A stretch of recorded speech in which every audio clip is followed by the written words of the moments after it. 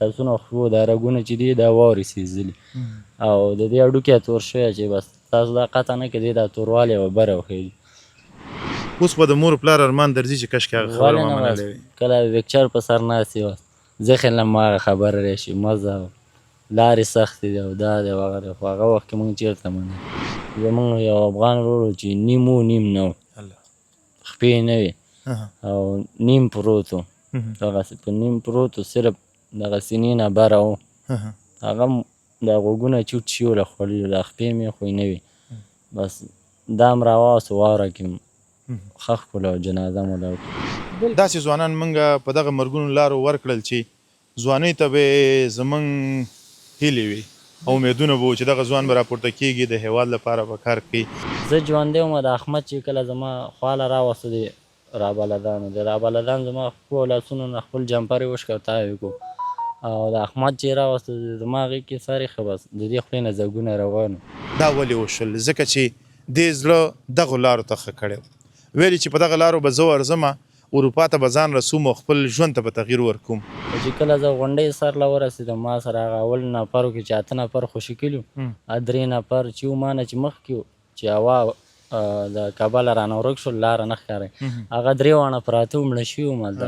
دی په دې تکل وتی و چې د ژوند دغه بد وضعیت به ښه لور ته بوځي خو قسمت ورسره بل رقم ته لوبې وکړې داسې لوبې چې بوټان یې رانه ویستل جرابې ویستلې او بس یو یې راله بنین پرېښی یو یې راله پتلون پرېښی نور رانه هر څه واغستل خو یخني مو او بل هغه جدي مې شوه دلته غلا ډوډۍ خو یې مور د لاس خوند کوي بس هغې کله ومجاړي او کله بس وایي چې دا شکر دی چې ژوند دی.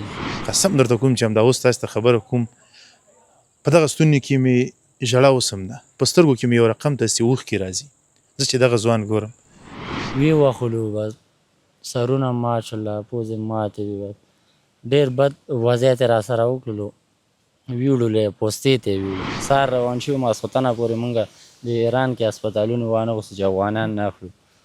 ولې لاک لاک شکر دی په دې المانه ژوندی خدای داسې انسانان موږ خپله ویډیوګانو کې ولیدل چې مړي ورک شول واوره کې خپله د ورور کیسې به دې ما اورېدلې بلکل بس دې خپله چې قیسې وکړې ولا ډېر خفه شولو لاره نه ښکاره کېده ورېځې وږي ماستې وږې مو 3 ورځې مې چې نه وخوړې صرف واوره م خوړله او دا لاسونه خپې خو م جرابې چې نه لاسونه م واوره کې لګېدل یو نیم ځای تورتم و کنده به غرب وبه غورځېدو پکې لاسونه به م پکې ولګېدل شراب بیا زمونږ مخکې وڅکله مونږ به ولیل مونږ باندې گزارونه مه کوئ خدای شته خدای پاک لا وګورئ بس خدای پاک بیخي قصه کې نه مونږ ویلې خدایان وایي دلته مونږ 4-5 کسانو کې چې 10 کسان مړه شوي او پر خپلو سترګو مې ولیدل چې یو 18-19 کسان د خفګاله ځان را رسولی بالکان چې مونږ به د لاسونه چې وو د لاسو ګوتې لیوانو خوړلې ځناور خوړلی غوږونه یې وله خوړلي بس مونږ کتی نه شول بس وضعیت زمونږ نور هم خراب و بس.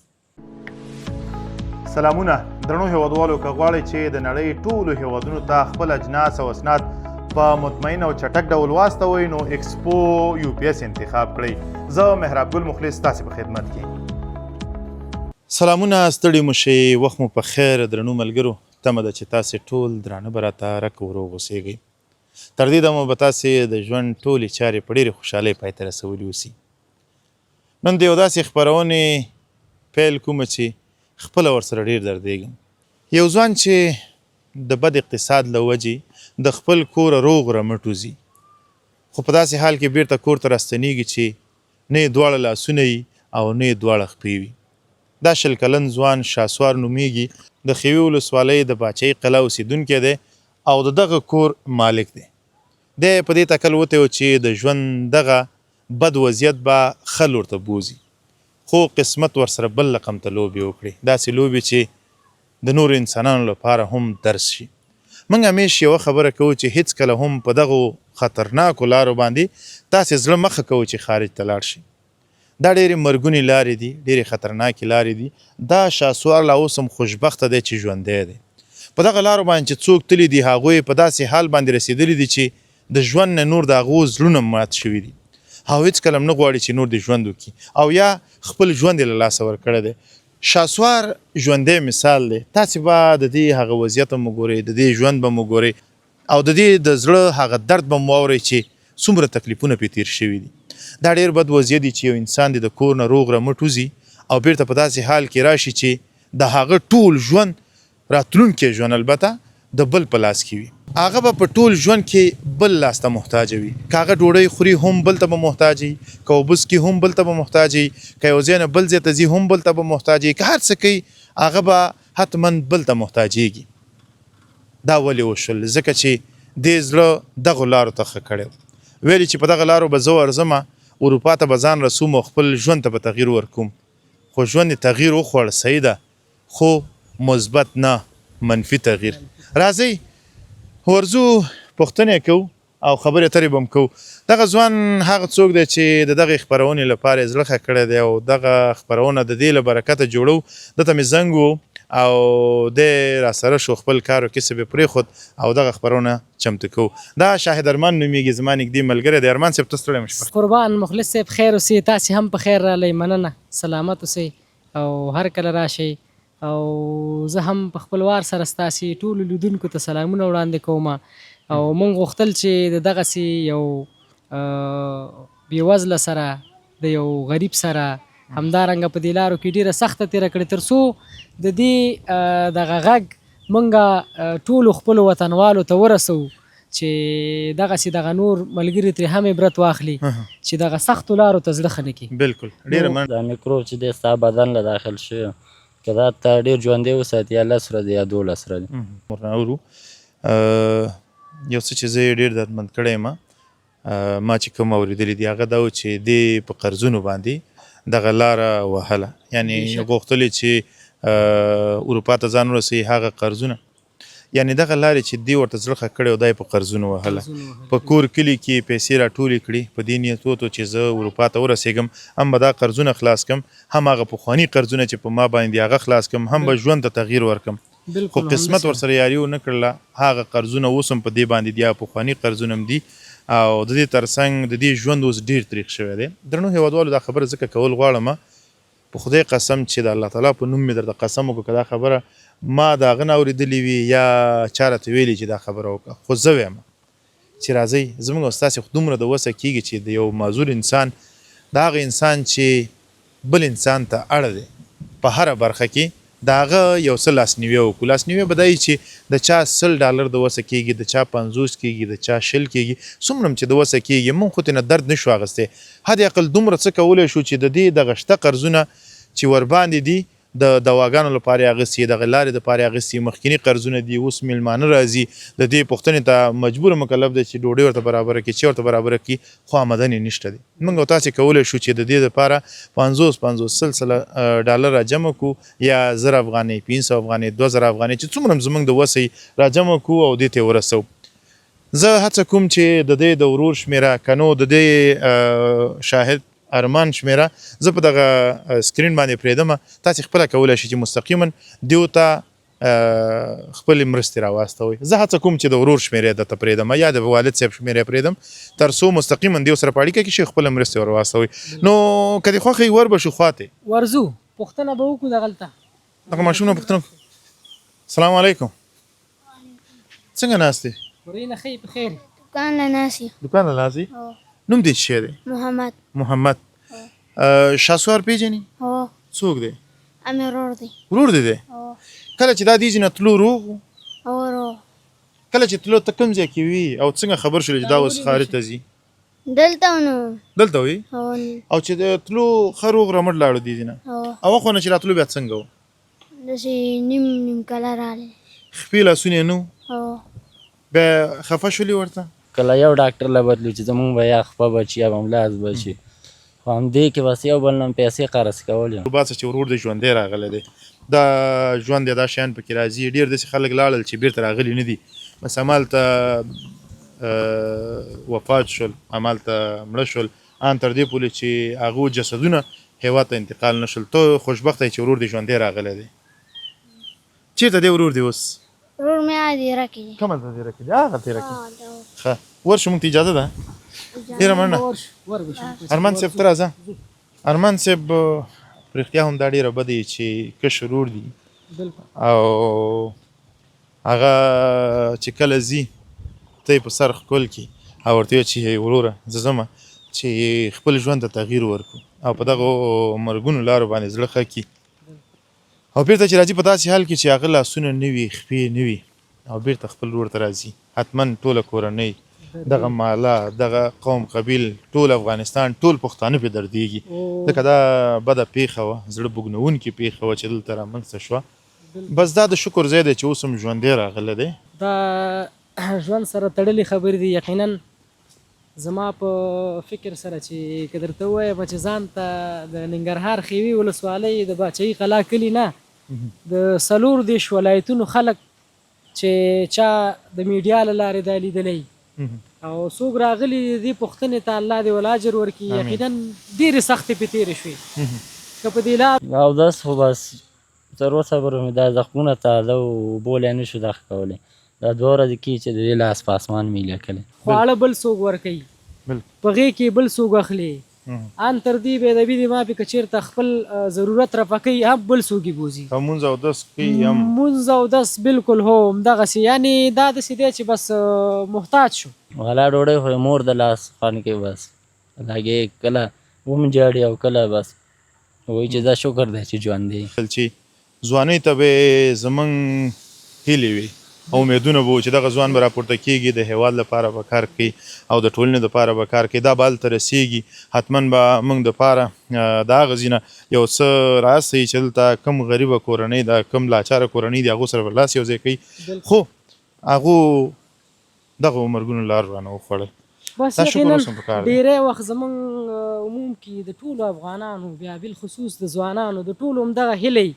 چې زموږ د فامیل اسوده وي هیڅوک هم دغه سختو لارو ته زړه نه ښه کوي خو هغه څنګه وایي چې څوک پر رضا د ملکه نه ځي یا ډېر مجبور شي یا د یار څوک پر رضا د ملکه نه ځي یا ډېر مجبور شي یا د یار د غمه ځي نه نو شهسوار هم له ډېرې غریبۍ او له ډېرې لاچارۍ وطن پرېښود او ولاړو او بیا دغه پیښه وشوه نو د الله له طرفه وه ورځو شهسوار خواته ورځو السلام علیکم شهسوار خانه السلام علیکم ښې ښه جوړې تکړې شهسوار خانه ښې زه به ایسف سره تلم ایسف ښې جوړې السلام علیکم ایسف خاست خیرت دی اجازه ده شهسوار صاحب 2-3 خبرې وکړو شهسوار خان اجازه ده زه به دغلته خوا کې سره کښېنم هو دغلته به کښېنم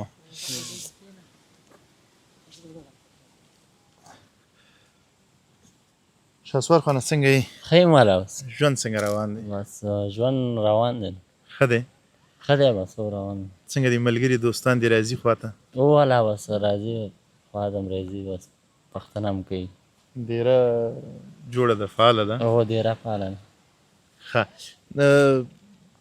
راځمه نو مجبور یو چې خبرې پرې وکړو هغه صحنې بیا در یادې کړم چې کله ته د کوره راوتلې او هغه سحر چې ته روغ رمټ دی ځینې ووتلې هغه کوم وخت و څومره وخت وشو د دې کیسې د دې کیسې خو تقریبا 10 میاشتې وشو چې زه تللی وم کور نه پټ تللی وم کور کې اجازه نه راکوله ایران ته لاړم ایران کې مې 8 میاشتې تېرې کړې بعد د هغې یو 3 ملګري مې هغوی راته ویل چې ځو ترکیه له خو زه نه تلم خو بیا هم مجبوره شوم دلته کور کې کور سرپرست هم زه مشر هم زه د کور نور وروڼه مې واړه دي او پلار مې سپین ږیری بټۍ کې خښ دی اچوي خو بس مجبوریت و چې کور له مې زنګ وویل کور نه اجازه نه راکوله وایي پیسې نشته تا له پیسې کوم ځای نه کړو خو زه بس ما دونه مجبوره کړل چې یو بل نه پیسې قرض کړې او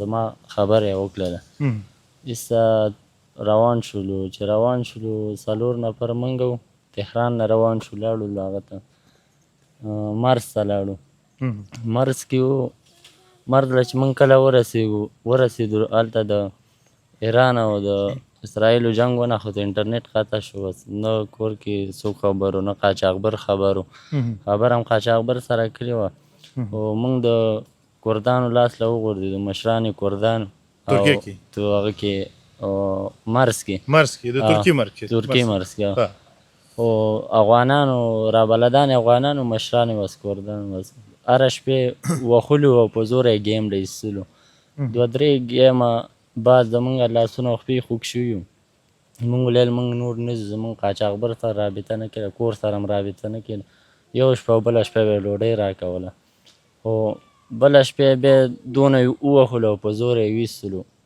د رابلدانو ګیم ده مونږ نه تلو خو په زور یې ویستلو 40 کسان یې د خفګانه ویستلو دیوال یې ورسولو دیوال کې چې و د ورځې 6 بجې مونږ ویل مونږ نه وړو خو زه پرې غوسې نه وی بېرته تاسو نه پرېږدو چې خفګان لاړ شي تاسو په زور اړو مونږ ویل هوا خرابه ده هوا راباندې پوهه کېږي رڼا ورځ ده مونږ مه اړو وایي صاحب جال یې وشکولو بس مخه کې زه ناست وم 40 نفران مخکې وایي زه وایي اول ته واوړه په زړه نازړه وم چې کله زه په دیوال اوښتم هلته شا لاندې چې مې وکتل د ترکانو پوسته وه ما ویل دلته پوسته دی رابلد لمیل دی رابلد ویل دې کې څوک نشته دی وایي زه واړم خو زه چې هغه اړه مې ځان وارتولو د 40 کسانو کې یو 22 کسانو چې نور هم راوه شراب بیا زمونږ مخکې وڅکله مونږ به ویل مونږ باندې ګزارونه مه کوئ خدای شته دی خدای پاک له وګورئ بس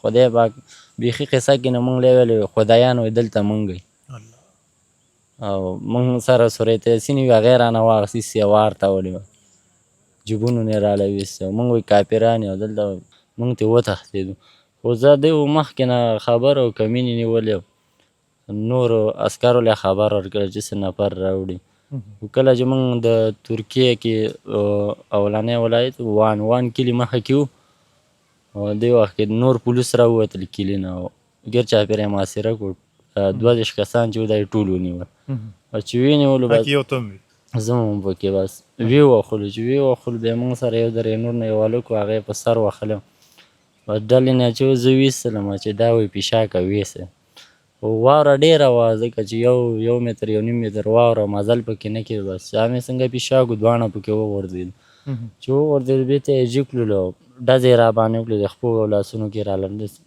پراته موږ باندې ډزې کولې خو هغې نه بعد ویې وښلو بس سرونه مات شول پوزې ماتې وې بس ډېر بد وضعیت یې راسره وکړلو ویوړلو یې پوستې ته یې ویوړو پوسته کې ورسره وم تقریبا 3 ورځې ورسره وم او نه یې ډوډۍ راکوله نه یې داسې بار پرېغوستو بس یو ګودام غوندې و خس پراته وو هغې د پاسه 3 شپې وکړې بس صرف وښل راکوله او پټاقې رالګېدې ګریوانونو کې اچول او نور صرف اوبې راکولې نور هېڅ شی هم نه راکول بعد 3 شپو بعد یو بله ډله نیولې وه چې هغې کې 15 کسان وو هغې موږ سره یو ځای کړل چې یو ځای کړله هغې هم راوستل دلته موږ سره و بس د شپې 11 بجې موږ ویل تاسو یې خوشي کوو موږ یې راوستو بارډر له یې راوستو د ایران او ترکیې ترمنځ دغه وخته پورې ستا وجود روغ و دې وخته پورې بس صرف مې 4 دی سر مات و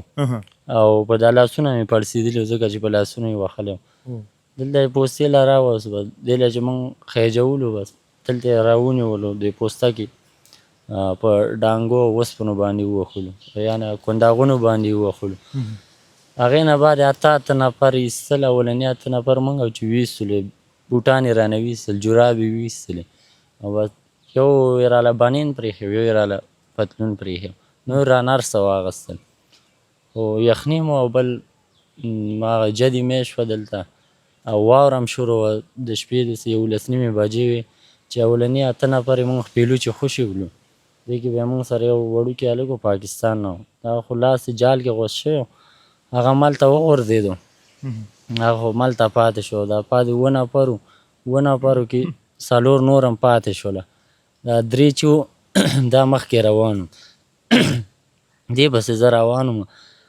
واوره شروع واورې سره باد و باد سره ګرد رالی بس 3 نفر هم رانه مخکې ورک شول یو ټیم کې یو غر کې روان وم ځان لا پاتې شوم بس سره خپو چاپونه هم روان شوله واوره پرې شوه لاره چوره ورکه شوه رانه بس یو 2 ساعته پاتې وم چې داسې 3:30 بجې به وي د ورځې نه د شپې او یوازې بس غر کې او نه لار ورته معلوم دی نه لار هېڅ شی نو بس صرف واوره شروع خړ خړ ځای نه ښکاره کېدلې واورو ګردونو نور هېڅ شی هم نو تک سپرینو ورونه دې وخت کې یو 2 ملګري موږ سره د ډله کې هغه رالل دې کوم هلته پیدا کړه څنګه هغه هم دې زموږ په دې لاره خوشي کړي چې ګورم دواړه راله، یو احمد په نوم او هغه د جلال آباد نه، یو اسیم په نوم تاسو میډیا کتلې، خو هغې هم لږ وضعیت ډېر خراب و، لاره نه ښکاره کېده، وږي ماستې وږې مو 3 ورځې مې چې نه خوړې، صرف واوره م خوړله،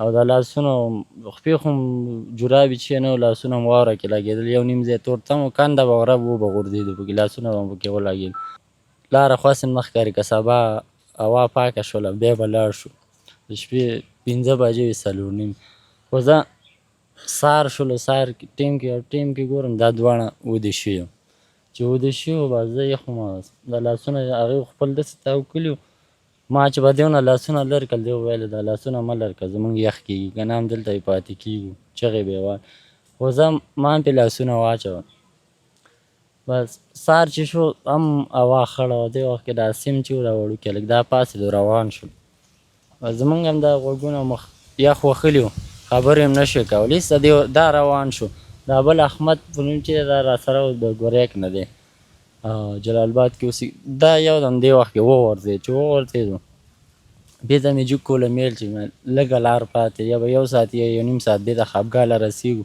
خو ډاډګرنه مې ورکوله، دې وخت کې عاصم رانه د غونډۍ نه پناه شو، زه چې وم زه دې له مې ویل ترې ځه زه له بره په غونډۍ کښېنم هلته، خو چې کله زه غونډۍ سر له ورسېدم، ما سره هغه اول نفرو کې چې 8 نفر خوشي کړي وو، 3 نفر چې وو ما نه چې مخکې وو، چې هوا د کابله رانه ورک شول، لاره نه ښکاري، هغه 3 واړه پراته وو، مړه شوي وم هلته، بس زه یم خوا کې کېناستم، بس نور زړه کې مې څه زور نه و چې تلی یم، بس هماغې ورسره وم، خو دې احمد له زما پام و چې دا یم ډېر روان وهلی او دا جګېدو او غورځېدو دې واوره کې، خو بس همدې وخت کې دا نفر چې ما ولیدل، بس وضعیت مې خراب، کلمه مې وویله، واوره کې پرېوتم، چې پرېوتم دونه پوهېدم چې د خپو نه مې ساه روانه، دې وخت کې یودم را باندې غږ وشو، چې غږ وشو بس دغه نور 15 نفران چې وو، مونږ چې کله ترکانو سره وو، هغه نفر چې نول د هغې کسانو رابلدانو، هغې ورپسې راوتې وو، د عاصم یې مخې له ورغلی، بیا عاصم ولیل چې ما سره 2 نفر نور دي او دواړه مړه شوي، ته 3 ساعته منځ کې وتې وو، نو چې عاصم مونږ پسې نفر راولی چې دواړه مړه شوي، بیا هغې کې چې و زه ژوندی وم، د احمد چې کله زما خواله راوسته د رابلدانو، د رابلدان زما خپو او لاسونو نه خپل جمپر یې وشکه او تاو یې کړو، او د احمد چې یې راوسته زما هغې کې سر ایښه، بس د دې خولې نه ځګونه روان وو او واوره یې غوښته، رابلد ویل چې ما ولیل دې له واوره ورکوو، واوره نه ورکوو، یو ځای پورې وړو، خدای به خیر کړي، خو همدې خبرو کې یودم مې سترګې همداسې ایله پاتې شوې، چې هغه زما ملګری ما سره خپګاه کې مو او لاره کې مې ورله سامان هم ورکړی او ملګری شوی مې، قصې به یې هم را ډېرې کول، وایسته همداسې سترګې ایله پاتې شوې، مړ شولو، چې مړ شو بس نور زه هم په ځان نه یم پوه شوی، بس 1 ساعت 1 نیم ساعت یې په فشار راوړو، د احمد چې و دونه مې ورله پام و چې ترپال کې یې تاو کړو، خپو کې یې ورله پړی واچوه، همداسې یې کش کولو، خو راغلی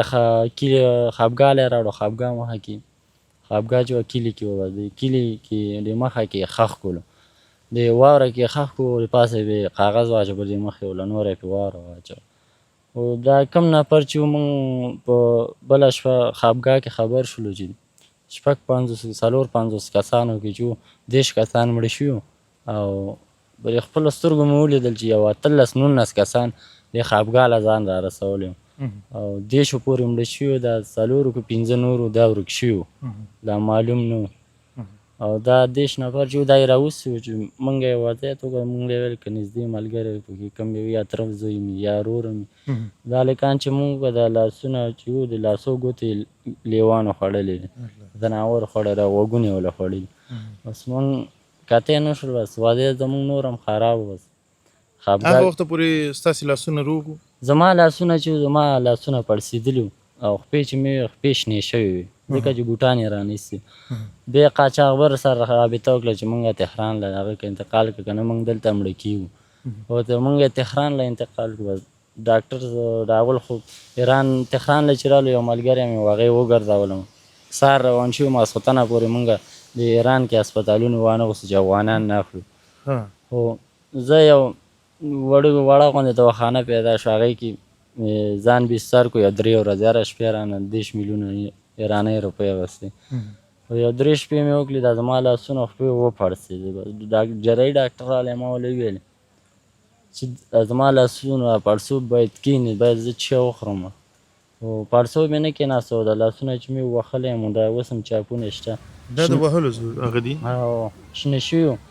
بیا ما ویل دا چې تا د بدن کوم ځای کې سې تاو کړي وو نو دا به اوس ښه وو. خو ځکه ما سره 2 ملګري وو خوابګاه والا او یو عاصم او یو احمد وو، ټوله شپه مې په هغې اچولي. بس ما زړه کې فکر وکړ چې ما هغه راغلی چې هغې خپل لاسونه بچ کړي او زما چې د هغې یخ کېدو ما پرې اچولي. بس ما هغه دغه شو چې هغې د لاس زما دا لاسونه قرباني شول. او تهران نه چې هسپتال کې چې ومه بس څه نتیجې نه ورکوله، بس صرف ګولۍ راکولې. بس ما هغه د ګیم ملګرو مې یو کس و چې رابطه یې راسره وکړه چې موږ د افغانستان سفارت له راغلي ایران کې، چې ایران ته سفارت له که راشي وایي ښه به وي چې موږ انتقال کړي افغانستان. نو خو دغه ونه شو، هلته یې راله ویل چې کټ کوي ویل. خو ما زړه ښه نه کړو، بس هېڅ رالم سفارت له. سفارت کې بیا ښه طالبان راسره وو، د لاسونه خپې راله په اسمان ګولۍ راله راوړلې، کالي راله راوړل خو ښې برابر کړمه. بس دا نور د زما د ګیم نفر ګیم کې راسره وو 14 کسانو، زه سره ما سره 14 بس موږ ویل هوایي انتقال خو نه کېږي، اجازه نه راکوي او داسې وضعیت خراب دی، جنګ دی او زمیني هم نه کېږي وایي. او دلته زموږ لاسونه خپې چې بوی کولو، نور د پوستکي نور تور شول او بوی کولو. بس خو زه څه لاره راله وکړه سیر زمیني انتقال کو هرات کې مازدیګر راورسېدو بسترو. بس دلته هم راله په اسمان وکړو. بس دغه وخته پورې د لاسونه روغ وو؟ لاسونه مې روغ خو پړسېدلي او شنه وو. او دلته هم څه هوایي موږ ویل هوایي هم کابل ته انتقال کوو، نه کېږي. موږ ویل زمیني هم انتقال کوو، سبا مازدیګر خو شپه مو کړله، سبا مازدیګر کابل ته انتقال کوو. خو چې کابل ته موږ رارسېدو موږ باندې 8 ورځې لاره کې تېره شوه. لاسونه خپې چې کابل ته ولې راتلې؟ ولې هرات کې میلاد د دې اول نه کوو؟ هلته به د شپې ورځې تېرې کړې وې، ستا نتیجه معلومه شوې، د هغه نه وروسته بیا کابل ته ډاکټرانو ته موږ ډېر ویل چې دلته زموږ هر څه کېږي دلته یې وکئ، خو هغې صرف ټوپې پې وهلو او په اسمان یې کوئ، زموږ نور څه وسه دلته نه کېږي. نو بیا هم ولې فلایټ نه نیولو؟ یعنې تاسې هوایي ولې نه راتلئ چې په 1 ساعت 2 ساعته کې رارسېدلي وئ؟ خو هوایي دغه هم نه کېدل ته چې موږ کله هرات له ورسېدو، هرات کې ویلې 2 ورځې وخت نیسي، زموږ لاسونو خپې بوی کول. ته ایران کې هغسې وضعیت وو، هوایي انتقال نه کېدو. پاسپورټونه غوښتنه یې کوه، پاسپورټونه تاسو لرئ؟ موږ ویل پاسپورټونه نه لرو.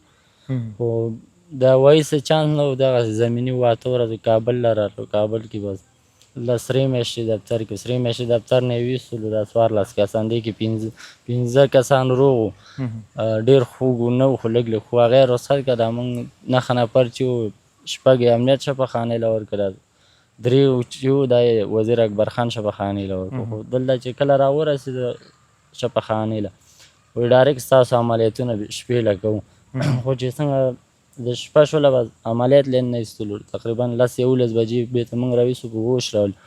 موږ را یې لاسو او د رخپو دا رګونه وهلي وو، د ګوتې ځایونه یې وهلي چې دوی د اینه جریان وي. ډاکټرانو بس موږ له خو څه نه ویلې ځکه زموږ وضعیت ډېر خراب و.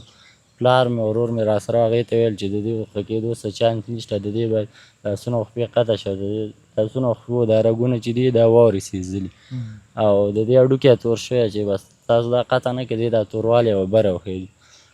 خو زه یو 15 ورځې مې تېرې کړې، بس په اسمان یې راله کوو. هغې ویل که خدای پاک مهربانه دی، که ښه شي دعاګانې یې ډېرې کړې، ختمونه یې کور کې زنګ.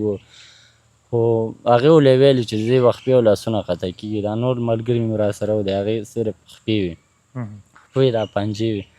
خو زه ډاکټرانو اجازه راکړه زه کور له لاړ شم، یو میاشت وخت تېر کړه او که بل چېرته غټ دغه دې پیدا کړو وګرځه، که چېرته ستا غم وشي. خو موږ بله لار نه لرو بغیر د قطع کولو نه. خو دلته مې یو میاشت تېره کړه، یو میاشت بعد زما په دې ښي لاس چې میکروبي شو، خارښ پې ولګېد، بدن مې خارښ و. هغسې لاړم جلال آباد کې ډاکټرانو باندې وګرځېدم، وار یو په اسمان یې راله 6,000 افغانۍ کوو.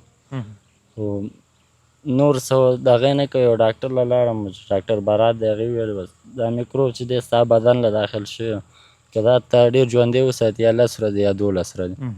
خو بېرته هماغه کابل کې چې کله راغلي وو هغې سره ډاکټر سره رابطه وکړه، هغې وغوښتو. بس بیا هغې راله ښکاره ویل چې څه علاج د دې نه کېږي چې هر دې له دې بس دا باید قطع شي. بس مجبوره شو چې قط کولو دغه مو اجازه مو له ورکړله، پلار مې ورور مې ورله ګوته ولګوله، سهار کې نه چې ماښام یې راویست، لاسونه یې هم راله قطع کړي، خولې یې هم راله قطع کړي. ډېر دردونکې کیسه وه. الله تعالی دې موږ او تاسې ترېنه نور وساتي او شکر په دې وباسه شهسواره چې تا خپله ولیدل چې په لسګونو ځوانان هلته مړه پراته وو، تا ویل چې ځناورو یې غوښې خوړل او لله الحمد ستا خو ژوند دی او دا دی ژوندی د خپلو مور و پلار خوا کې د خپلو خویندو ورونو خوا کې خپل کلي ته ژوندی را رسېدلی. دا هغه څه دي چې په دې باندې موږ باید د الله تعالی شکر ادا کړو او دا د ژوند پورې تړلې خبرې دي. دلته داسې غیرتي ورونه دي چې هغوی دي هر سهار دې دلته راوباسي، یو کس یې دلته کېنولی، زه خبر شوی یم تر هغه وخته پورې چې ستا ضرورتونه یې هغه ټول درته رفع کوي. نو دا هم د الله تعالی یو نعمت دی چې ورور درته درکړی داسې او دلته دې ژوند روان دی. دا کیسې او دا هغه کاش هغه ورځ تا منلی وی د خپل مور و پلار چې په دغو لارو باندې مه ورځه. تا خپله ویل چې زه پټ لاړم وتښتېدلم، اوس به د مور و پلار ارمان درځي چې کشکې هغه خبره ما منلی وي. کله ویکچر په سر ناست وه، زه خیال لم هغه خبره راشي، مزه لارې سختې دي او دا دی وغیره، خو هغه وخت کې موږ چېرته منل. اوس دې والد صاحب چېرته دی؟ والد صاحب چې مې اوس دی هغه باټۍ کې دی، خښ دی چې خښتو کار. او تا راته ویلي چې دغه قرضونو کې موږ لږ شانتې راګیر شولو، دغه پیسې موږ په قرض راغستې وو. له دې نه وړاندې هم زه خبر شوی یم چې ستاسې باندې څه قرضونه وو، هغه پیسې هم داسې در باندې پاتې وو، غوښتل چې دغه پیسې هم ختمې شي، نورې به مو ګټم، ژوند ته تغییر ورکړم. دغه پیسې وو څنګه شولې؟ پیدا شولې، پیدا نه شولې؟ چا درسره کومک وکړو ویې نه کړو، څنګه وو؟ او زه چې بس ایران لم تلم، پیسې مې قرض کړې وې، بس کور کې هم لږ مرستیا ډېره وه، مشکلات ډېر وو. بس ایران کې بس 5-6,000 روپۍ مې ریمیش رالېږلي، په هغې څه دغه نه کوه. بل ترکیه را چې کله تلم د قاچاقبر روپۍ را واوښتې را باندې، $1500 د هغې را باندې را واوښتل. او بل چې زه کابل شفاخانې نه دلته رخصت کړم، بس زمونږ له طاقت نه کوو، یو ډاکټر له ځه، بل چا چې به راله ځای ښودم هلته به تلو، خو یو بل نه پیسې قرض کولې، خو تقریبا ډېر قرضدار شو، 4.5 لکه روپۍ افغانۍ قرضداري شو. اوس هم بس کله یو ډاکټر له بتلو چې زمونږ به یا خپه بچي یا به ملاز بچي، خو همدې کې بس یو بل نه پیسې قرض کولې. دغه 4.5 لکه افغانۍ دې په دواو لګېدلي و؟ بس پاسمان کوه، بس چا چې به راله کوم ډاکټر ښودو هغې له 4.5 لکه افغانۍ دا او $1.5 او د تر څنګ نور هغه ټولې پیسې اوس په تا پاتې دي؟ قاچاقبر سره خو لا اوس هم لانجه پاتې، ځکه $1.5 یې ستانه کلي دی، دغسې یو بل نه پیسې هم قرض کولې. بس 10,000 یو نه هله، 20,000 یو نه هله، چې یا یو لاس بچي یا یو خپه بچي، خو یعنې ډېر قرضدار شو. او تاسې خپل نظام اسلامي امارت ته راجع شولئ په دغه برخه کې چې موږ سره داسې کار وشو او په دغه برخه کې لږ راسره همکاري وکړي، دا وکړي هغه وکړي؟ والا به صرف ملته راغلي وو، زما هغه سره میاشت ده وه چې زمونږ پوښتنه یې وکړه، 10,000 افغانۍ راکړلې، نور تر اوسه پورې اسلامي امارات موږ له داسې خاص کومک نه دی. تاسې خپله ورپسې بېرته تللي یاستئ؟ والا به ډېر تللي، بس صرف د مایبینو ریاست لم لاړو، بس هلته یو داسې هیکل یې راکړو، بس نور را سره تر اوسه پورې څه مرسته نه ده کړې. او شهسوار خانه راځو ستا شخصي ژوند ته، ولې اجازه راکړه چې یو څو خبرې وکړو؟ ولې نه اجازه ده؟ واده دې کړی؟ نه، واده مې نه دی. او پلان لري ورته؟ پلان خو لرو، خو ته اوس په دې اړ شو نو. نه ولې؟ الحمدلله ښه روغ جوړې، ولې څه خبره ده؟ پلان خو لرو. زه الله تعالی دې دغه ارمان پوره کړه. دغه شخصي ژوند دې اوس څنګه شوی دی؟ اودس څنګه کې، کور نه راوځې څنګه؟ ما خو یو څه چې اورېدلو هغه ومې ویلي، خو دا د اودس کیسه راته اول نه وکړه چې اودس څنګه کېږي؟ اودس خو بس تر اوسه پورې مې دا زخمونه تازه وو، اوبو لا یې نه شو دغه کولی، دا 2 ورځې کېږي چې د دې لاس په اسمان مې لیکلی. بس همدلته تیمم وهم او مونځ چې کوم 5 ټیمه تیمم وهي. او ډوډۍ درته کومې ورور درکوي؟ ډوډۍ خو مې کشر ورور راکوي چې چېرته سره لاړ شم، او کور کې چې کور کې مور راکوي. مور دې راکوي؟ او رښتیا ته ډوډۍ د چا د لاس ډېر خوند کوي؟ والا ډوډۍ خو مور د لاس خوند کوي، بس هغې کله وم جاړي او کله بس وایي چې دا شکر دی چې ژوند دی. نه خوشحالېږي دې ته نه چې زوی د دغه مرګونې لارې نه بېرته ژوندی راغلی؟ ولې نه، اوس هم ډېر شکر وباسه چې ژوندی خو راغلی و، هلته پاتې شوی وي. هغه کیسې دې ورته ونه کړې چې داسې کیسې وي په دغه لاره کې؟ کیسې مې ورله وکړې، ویډیوګانې مې ورله وښودلې، ډېرې قصېګانې مې. ښه. او د دې نه وروسته هم زموږ ترور خفه ده چې زما د زوی لاسونه غوڅ شوي دي، خپې غوڅې شوي دي. ولې نه؟ بس زه دا وایم چې شکر په دې باندې ایستل پکار دي چې ستا د زوی خولې خبره دا ده چې کله موږ تللو هلته موږ داسې ځوانان ولیدل چې د دې افغانستان نه راغلي وو، هلته یې د وجود غوښې ځناورو خوړل. په لسګونو مړي موږ ولیدل، خو زموږ د وس هېڅ هم نه و. ستا زوی خو الحمدلله ژوندی را رسېدلی دی، اوس هم داسې ورونه ورسره شته دی چې شپه ورځ نور کارونه یې پرېښي د دې په خدمت کې دي. نور نو دی څه غواړي، او شکر دی چې ژوندی راغلی، دا ډېره ده. صحیح ده. او مکتب دې ویلی و؟ مکتب مې ویلی و، 12 نه فارغ شوم. 12 صنف. پوهنتون ته دې اپلای نه و کړی؟ کانکور دې نه و ورکړی؟ پوهنتون خو ما له مخکې مې ویل چې اقتصاد زموږ لږ خراب و. پلار مې بټۍ کې کار کوو، بس ما هغه یو پلار مې چې کار به کوو، بس زه په مکتب نه خلاص شوم، بس د پوهنتون څه وس هم نه درلود. ښه. او اوس په دغه حال شو. اوس په دغه حال شو. نو دې نه هغه نشي کولی؟ ما خو لیدلي وختي د موبایل استفاده کولو بل څه کولو، اوس خو الکترونیکي زمانه ده، په موبایل کې هم کاروبار کوی شي، روزګار کوی شي، او داسې کار ته د ذهن کې کومه خبره ګرځېدلې چې دې نه وروسته به دغسې یو کار کوم؟ ولې نه، بس موبایل کې خو لګې ګوتې وښو، موبایل کارولی شو. نه زما هدف دا دی داسې یو کار، ډېر داسې کارونه شته دی چې صرف یو دکان کې کښېنې، دکانداري کې، او نور څوک راځي مشري ته کې، ورور در سره ناستي، بل در سره ناستي، یو کار ته د پلان ذهن کې جوړ کړی دی، دې نه وروسته چې زه به دا کوم دا کوم؟ ولې نه، بس پلان خو م جوړ کړی دی، لږ ورته ښه شي انشاءالله لږ ورله ښه شو، ځکه چې ټول هم د عملیات 2 میاشتې کېږي، دا زخمونه هم لا اوس هم ښه نه دي، او پلان خو له لرو چې یا به دکان شي یا به څه بل انټرنیټ د لارې یو څه پلان به برابرو. بلکل. دلته ستا به ګڼ شمېر ملګري وو، همصنفیان به دي وو، خپلوان به دي وو، څوک درته راغلل چا در سره خپله همکاري وکړله، لاس یې درکړه چا در یې نه کړ؟ والا بس خپل خپلوان خو مشته دی، بس هغوی مې اقتصاد خراب دی، بس دونه چې زما خدمت راله کوي، بس چېرته ځم ځان سره مې وړي، او چېرته هغوی بازار له ځي ملګري مې ځان سره مې وړي، کرکټ له ځي، ځکه ما خپل کلي کې م ډېر کرکټ کوو، خیوي له تلي، ډېر ځایونو له مونږ کرکټ له تلي، او بس کله چې زمونږ د کلي میچ وي، بس ځان سره مې وړي. ښه. او یو وخت کې تا خپله کرکټ کوو د باچي قلعه ټیم سره؟ والا بس باچي قلعه ټیم کې بس اټیک ورکول، بس کرکټ مې کوم. ښه. بالر وي؟ بالر وم. ښه. اوس نو هغه پاتې شو، سیل کوه. اوس بس چې کله د کلي میچ وي، بس ما ځان سره وړي، زه ناست یم او دوی کرکټ کوي. بلکل. زه بیا هم درته دا خبره کومه شهسوار خانه چې په دنیا کې ډېرې بدې پدیدې شته دي، داسې کارونه شته دی چې په دې خپل حال به ما او تا ډېر شکر وباسو. ته اوس الحمدلله روغ یې، یوازې خپې لاسونه که نه وي نو انسان چې په وجود نور روغ وي ډېر څه دي.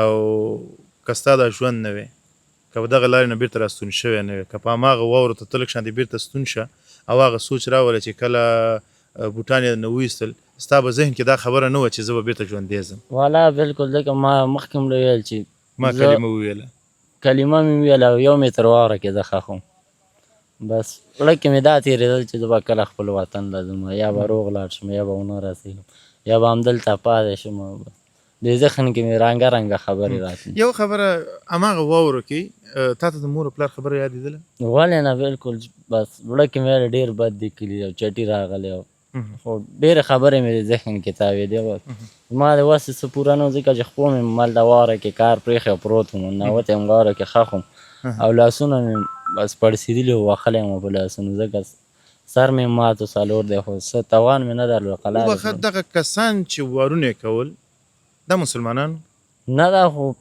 بعضې کسان له مسلمانان وو، یا ترکانو، ترکي پولیسو، هغه نشې کولې جګ جګ اوقات کې، بس شراب بیا زمونږ مخکې وڅکله، مونږ به ولیل مونږ باندې ګزارونه مه کوئ، خدای شته دی، خدای پاک له وګورئ، بس خدای پاک بیخي قصه کې نه مونږ ویلې خدایان وایي دلته مونږ یې، او مونږ سره سورة یاسین وي، هغې رانه واخېستې سیوار ته ولې جیبونو نه یې راله ویستې، مونږ وایي کاپران یو، دلته مونږ هېڅوک هم نه پېژنو. زمونږ یو ملګری هغې ولیل، هغې باندې سخت زیات ګزارونه کول، همداسې هغه بیا ترکي هم پوهېدو، مخکې یو ځل تللی ولې ویلې ترکي کې چې خدای پاک له وګورئ چې مونږ سره دا بد چلند نور مه کوه، هغې ویلې مونږ وایي خدایان نه پېژنو، خدایان وایي دلته مونږ یې.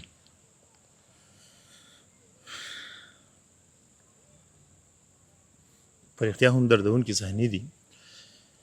ستا په مخ کې د ستا ورور ووژل شي، ستا قومي ووژل شي، او په تا دې ګزارونه کېږي او هېڅ دې د وسې نه وي.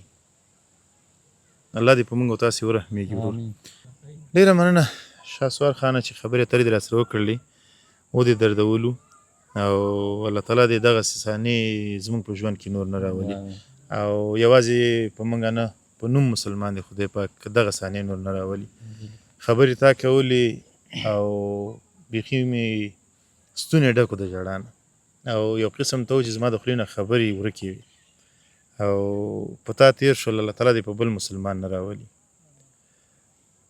اوس که چېرته داسې یو فرصت درته برابر شي چې مور او پلار هم درته وایي، دولت هم درته وایي چې په دغه لارو هېڅوک هم درته څه نه وایي او ته کولی شې چې لاړ شي، نه بس چې چورې راله به د جلال آباد ښار له هم راولي نه ځم، نه ځې اوس؟ ځکه چې سختې پکې مونږ ډېرې ولیدې، نارې هم پکې ولیدې، داسې حالات هم پکې ولیدو چې زمونږ یو افغان ورور و چې نیم و نیم نه و، الله.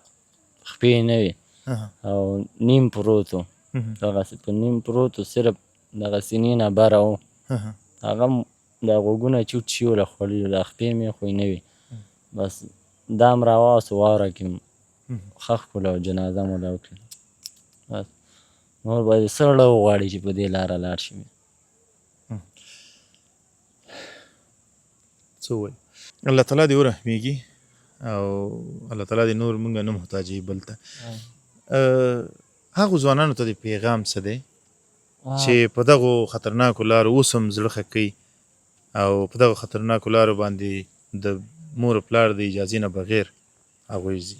ستا ځوانانو له هم دا پیغام دی، هغه مونږ به په سکرین په پرده هم ګوري چې دې نه روغ ستلی یم او بېرته نیمه نیم کاله خپل هېواد له راستون شوم. ځوانانو له هم دا پیغام دی چې د قاچاقي لارو باندې نور نه ځي، هغه پلرونه او میندو نه بله دا پیغام دی چې خپل بچي دې نه پرېږدي. بس دغسې حال وی لکه دا اوس چې زما دی چې لاسونه مې روغ، خپې مې روغې تللی یم او بس هغه دی، خپې مې کټ شو، لاسونه مې کټ شو، بل چا له محتاج یم، اوبه بل څوک راکوي او ډوډۍ بل څوک راکوي، ضرورت را پکول هم نشو کولی خپله. دا پیغام مو دی چې قاچاقي لارو باندې نه ځي، 100 په 100 کې مرګ خطره ده، ځکه چې موږ په خپلو سترګو ولیدل چې ماغه زموږ افغانان د واورو کې پراته دي، بس ځناور پې برابر شوي خوړلي دي، نیم شته او نیم نه. دا پیغام مې وله دی چې قاچاقي لارو باندې نه ځي. ډېره زیاته مننه کور دې ودان. شهسوار خانه ستا له پیغامه مننه، ستا له مرکې مننه، او زه بیا درته وایم چې هر ورځ 2 رکعته نفل د دې لپاره کوه چې الله تعالی درته صحت درکړی دی او ژوندی او ژوند درته بیا درکړی دی. ډېره مننه کور دې ودان، خوشحاله اوسې. ډېره مننه شاهد خانه. شاهد خانه او ستا خو په موږ باندې پوښتنه حق دی او بیا به راځو، ستا لیدو ته به راځو، ستا مجلس ته به راځو، او زه خو همدې خیوه کې لوی شوی یم، او زه چې څومره فکر کوم دی مې په بالنګ هم لیدلی، کېدای شي ما سره کوم میچ هم کړی، موږ لوبې به ډېرې کولې. میچونه هم ډېر کلي خیوه کړي هم دي؟ هو ډېر. ښه ډېره مننه شاهد خانه.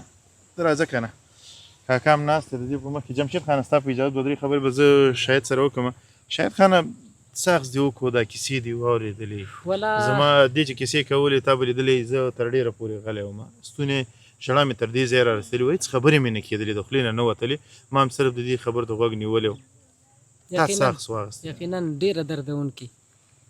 شهسوار قصه که درته ووایم چې تا د دې سره خبرې کولې او زه هم ستا تر څنګ ناست وم، نو زما خپل هم دا کیفیت داسې شو، یعنی بالکل لکه چې زه هم دې سره په دې لاره تللی یم او دغه درد او دا د دې بل دا ستا چې کوم درد احساس کوو، نو ډېره دردونکې وه. یقینا موږ ټول خپل خپلوان، ټول کلی، ټول ولس، ټول وطن وله خفه دی، خو زه بهرحال په دې حال هم د الله نه شکر دی چې شهسوار خان موږ ته الله تعالی ژوندی راوستو، او بس دې کې به د الله رضا وه. نو بس شهسوار خان اوس آینده ځوانانو ته پکار دی دلته دې قناعت وکړي، په خپل وطن کې دې په یو 15 روپۍ باندې صبر وکړي، شکر دې پرې وباسي، او دغه دعا مې د رب نه هم ده چې الله تعالی دې موږ د نورو ملکونو د محتاجۍ نه، د احتیاجۍ نه دې الله موږ وساتي، په همدې خپل وطن کې، په دې خپل هیواد کې، په دې خړ پړ افغانستان کې دې الله تعالی موږ ته یوه ښایسته زندګي راوبخي، یو ښایسته کاروبارونه دې راته راکړي. یقینا شهسوار سره موږ ټول دردېږو. اصل کې ارمان صاحب په وطن کې کار شته دی، روزګار شته دی، داسې هم نه ده چې نشته، همدا ته اوس دوکانداري کې مصروفه یې، زه یو ځای کې مصروف یم، کارګو لرم، شرکت لرم، یو 15 نفره سره نور په کار بوخت دي.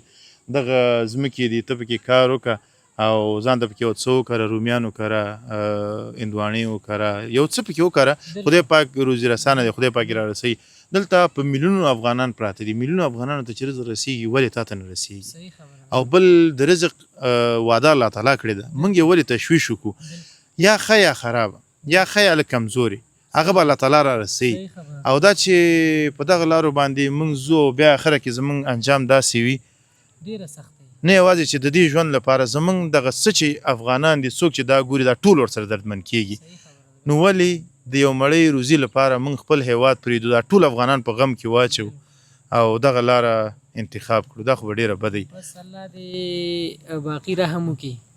یقینا شاسوار ورور هم ښایسته پیغام پرېغوستو خپلو هیوادوالو ته، خپلو ځوانانو ته، هغه د خپل زړه درد یې دی سره شریک کړو. څه چې په دې په لاره کې تیر شو، دا غریب محتاج شو، یعنی د دې خواړه، د دې ګرځول، دا هر څه داسې شو بل چاته کېناست. خو دا د شکر ځای دی چې د دې فامیل ډېر بااستعداده او ډېر یو قدرمن خلک دي چې دغه خپل د زړه ټوکړه او دغه خپل بچی، دغه خپل ورور، د دې هر نوع خواهش، د دې هر نوع منډه ترړه دا پوره کوي که وغواړي چې بازار ته لاړ شي. ویلي نه دوی بازار ته رسولی، خپله وایي چې زه خپل ملګري مې راځي. بالکل په دې باندې دا هم قانع دی. الله دې ټولو ته توفیق ورکړي چې د دې هر رقم ته ضرورت وي منډه ترړه دغه وله پوره کړي. او بس شاسوار به انشاءالله مخکې به ژوند کوي د خیره سره. موږ هم دغه د دې یو رشته به ورته ګورو، واده به ورته کوو چې له خوشحالي مو ګوري، او مېرمنې چې راشي مېرمن به هم د دې احترام کوي، قدر کوي، ځواني ده او زامن به وي، او د دې راتلونکي ژوند ته هیله مند یو چې ښه تېر شي. دا ژوند کې راځي، دا د ژوند سره تړلې خبرې دي. روغ رمټ د دې ځینې وځو په لاره کې ټکر کوو، 10-12 هلته شهیدان ورکو، هلته ټپیان ورکو، یو حادثه رامنځته شي، دا بس حادثه دي د الله تعالی له لورې کېږي. څه چې د الله تعالی له لورې موږ باید شکرګزاره اوسو. نو ډېره مننه، کور مودان خوشحاله اوسې. په وروستیو کې ستا پیغام هم اورو، نور خبرونه راټولوو چې ماښامې دی. مخلص صاحب زما خو دغه پیغام دی، تاسې یادونه مو کړه، شاسوار ورور هم یادونه وکړه، خو زما خپله هم همدغه نقطې ته اشاره ده چې ډېره ډډه وشي باید د انساني قچاق او د قچاقي لارو نه باید ډېره ډډه وشي. اگر که یو سړی مثال په تور 12 اسناد لري، همدارنګه د پوهنتون اسناد لري، او دا مثال په تور هوایي لاړ شي د بورسونو له لارې، همدارنګه اقتصادي وضعیت یې ښه وي چې دې ته په لاره کې داسې یو څه مشکل رامنځته نه شي. او یا داسې د خو زه بیا هم غواړم چې نه دې ځي، زه بیا هم یم چې نه دې ځي. یاره په دې خبره در سره موافق یم، خو که مثال په تور یو سړی ډېر خواهشمند دی، اگر که ځي اول د خپل هیواد کې هم دغه په ډېرو پیسو باندې ځان ته کیس اخلي. ستا خبره اخلمه. دغه درانه ملګري چې اوس موږ ګوري، دوی به د هیواده بهر وي، څه به په هیواد کې. زه هغه هیوادوال چې له هیواده بهر ژوند کوي، هغوی په دې خبره باندې ښه پوهېږي او ښه درک کولی شي. که څومره هم هلته سهولت وي، هلته ژوند جوړ وي، موټر وي، بنګله وي، کاروبار دې ښه وي، خوراکونه دې ښه وي، خو هغوی په دې خبره پوهېږي چې دغه ژوند چې دلته دی، څومره سکون چې په دغه ژوند کې دی، دا ژوند هېڅکله مالته نشي احساسولی. او دا ژوند یو ځانګړی ژوند دی او ډېر خوندور ژوند دی. دلته موږ او تاسې اوسېږو، ملګري دوستان راځي او یو بل سره کینو، پاسېږو، کلیوالي خواړه، کلیوالي دود و دستور سره زموږ مخه ده. نو دا شیان بیا په خارج کې نه وي. خارج کې بس فاست فوډس دي، بس خوره او ګرځه، او هلته ژوند داسې یو محدود غوندې ژوند دی، هر څه ټاکلي دي. بالکل منم، همدقسې ده. بس الله دې رحم وکړي. او شاسوار سره زمونږ دغه غوښتنه ده د خارج میشتو ورونو نه چې باقي دې چې دا کوم روان ژوند دی، یقینا دې یادونه وکړه. او موږ د نورو خلکو د خولې مو اورېدلي دي، دا ډېر پوروړی دی، فرضونه دي پرې، همدارنګه د دې به نور هم ضرورتونه وي. باید هغه ورونه که هېڅ هم نه وي، یو $50، یو $100، یو $10 مونږ په دغه خپرونه کې تاسې یادونه هم وکړه چې د دوی د فامیل د یو غړي شمار هم دغه کوو. مخلص صاحب ستا به مې اگر که دې غوښتنه په والله کوي موږ نه کړي د الله په نوم مې د ډېره قسم کوي. وکړو چې دې موږ ته دا ویلي نه دي، خو دا چې خپله موږ انسانان یو، افغانان یو، بیا پښتانه یو، بیا په دغه ټولنه کې رالوی شي باید یو. مونږ دا احساس ولرو. بالکل په دغه ټولنه کې چې رالوی شي یو، په دې پوهېږو چې 4.5 لکه افغانۍ په دې دواګانو ولګېدلې، یو 1500 ډالر یې قرض کړي وو چې دی پې سفر وکړي او مخکې نه دی قرضدار یو. دلته اوس دا میلمانه راځي هم دا اوس دغه قاب راواخله موږ ته چې راوړي دي، دغه وګوره دا مصارف خو کېږي که نه، او دا په کار هم نه دي چې باید وشي. ولې چې موږ او تاسې په دغه اوبو باندې هم ژوند دلته کوو، اوبو باندې موږ او تاسې راټولېږو، دا په کار نه دي. ځکه اوس ته قرضدار یې پوروړی نو په کار نه چې دغسې وشي، خو ستا د کور ودانې غیرتي انسان دی شهسوار، بالکل. دا د دې غیرت دی. یعنې اگر که میلمه پال دي دغه میلمهپاله د دې شیانو وسم د دې نه کېږي، خو د دې زړه غواړي. بالکل نه. زمونږ دغه ټولنه چې دا پښتنه ټولنه ده او پښتنه ټولنې سره دغه خبرې تړلې دي چې دا به میلمه پاله مي، میلمه دوسته به مي او یارباش به مي، او دغه افغاني ټولنه دا داسې که ته څومره مرته چې دا مه کوه، دا به نور قرضونه هم کوي خو تا ته به دا شی برابري. خپله به په کور کې ډوډۍ نه خوري خو هغه ډوډۍ به دې ته سادي چې بل ملګري راشي هغه ته ورکړي. دا زمونږ د ټولنې هغه رښتینی انځور دی. دا که ته منې او که نه منې، دا هغه څه دي چې باید ویې منو. ډېره مننه، کور دې ودان خوشحاله اوسي. الله تعالی دې باعزته لره. تاسې نه هم یوه نړۍ مننه.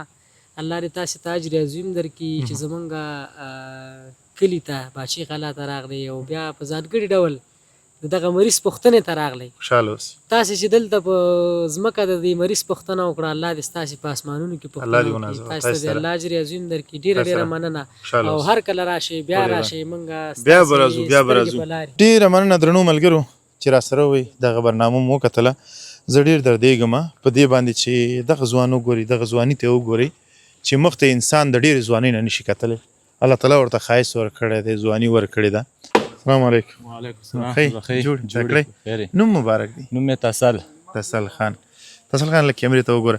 ما چې په کوم منځونو کې لیدلې ته د شهسوار روري او دغه خدمت او پالنې وسته کې. او بالکل زه کوم چې زه ونه کوم نو څوک به ولا وکړي، ورور دی نو. بالکل.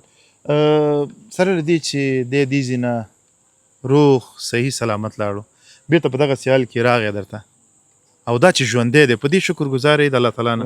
ولې نه، لاک لاک شکر دی په دې المانه. ژوندی خو دی داسې انسانان موږ خپله ویډیوګانو کې ولیدل چې مړي ورک شول واوره کې. خپله د ورور کیسې به دې ما اورېدلې؟ بالکل. بس دې خپله چې قصې وکړې ولا ډېر خفه شولو. په دې حال شکر دی ژوندی خو دی. او رښتیا د زړه خبره دې راته وکړه، کله چې دې ته پالنه کې د دې خدمت کې زړه کې دې څه ګرځي؟ والا زړه کې خو زمونږ هېڅ هم نه ګرځي، ځکه چې زه خو یم شکر دی که نه، خو دا خو بیا هم ډېر اوس هم به ډېر زمونږ د هغه فخر کوو چې ډېر زموږ زړه کلی موږ ته یې وخت راکلی چې د دې هغه حاجت رفع کولو ته یې موږ یا ول اوبه ورکوو یا ډوډۍ ورکوو. یعنې د خوشحالۍ احساس کوې چې ډېر د ورور خدمت کې. ډېر. الله تعالی دې ونازوه، الله تعالی دې تا ته ډېر توفیق درکړي، ته د دې قدر وکړې، احترام یې وکړي او ډېر یې ونازوې. صحیح دی. ډېره مننه. ورځه زه درځم. او مسلمان دی او په دغه ټولنه کې رالوی شوی دی، دغه ټولنې هیلې ورته وي، او موږ دا هیلې درلودلې چې دې 12 کاله مکتب ویلې، دې نه وروسته به پوهنتون وي، دې نه به ډاکټر جوړېږي، دې نه به انجینر جوړېږي، دې نه به یو ساینسپوه جوړېږي، یو څه به جوړېږي چې د دې ټولنې خدمت وکړي. خو دغه مرګونو لارو، دې قاچاقي لارو په دغه حال که تاسې ورته وګورئ چې نن بل چاته اړ دی.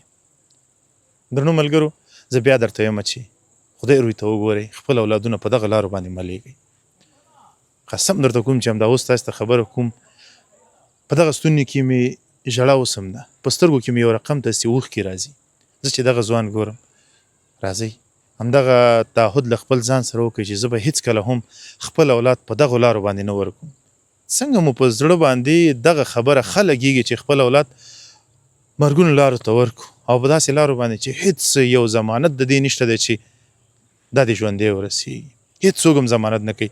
هغه څوک چې دې وړي هغه هم وایي چې الله مهربانه دې رسېږي، خو دا درته نه وایي چې 100 په 100 یې ورته رسو. نو بیا ولې د خپل د لاس هغه نیالګی چې کلونه کلونه تا وروزلو، ستا د زړه ټوټه ده، هغه په دغه مرګونو لارو لیږئ. خدای ته وګورئ مې لیږئ، قسم درته در کوم چې مې لیږئ.